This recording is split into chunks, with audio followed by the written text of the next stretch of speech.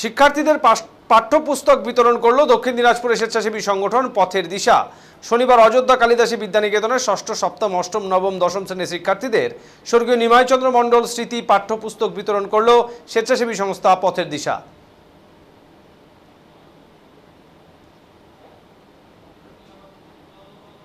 এদিন দশম শ্রেণীর শ্রেয়া দাস, নবম শ্রেণীর দীপা মণ্ডল, জয়িতা মণ্ডল, মীরা হেমব্রম, দীপ দেবনাথ, অষ্টম শ্রেণীর দিয়া দেবনাথ, নন্দিতা দাস, সপ্তম শ্রেণীর তনুশ্রী দাস, ষষ্ঠ শ্রেণীর রাজেশ বর্মন, সোনালী মণ্ডলদের পাঠ্যপুস্তক তুলে দেন বিদ্যালয়ের প্রধান শিক্ষিকা নন্দিতা দাস, নিমাইচন্দ্র মণ্ডলের পুত্র তথা বিদ্যালয়ের শিক্ষক তুহিন শুভ্র মণ্ডল সহ শিক্ষক দেবাশিস মণ্ডল সহ শিক্ষিকা সুলগ্না ব্যানার্জি, পার্শ্ব শিক্ষক এবং শিক্ষিকারা। পথের দিশার পক্ষ থেকে উপস্থিত ছিলেন প্রশান্ত চন্দ্র, সৌরভ রায়, মান্না সরকার সহ অন্যান্য সদস্যরা।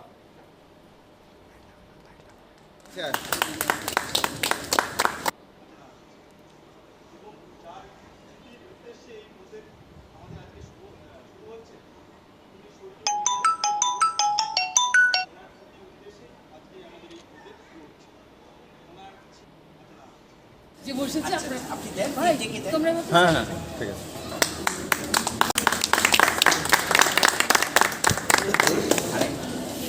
তনুশ্রী দাস।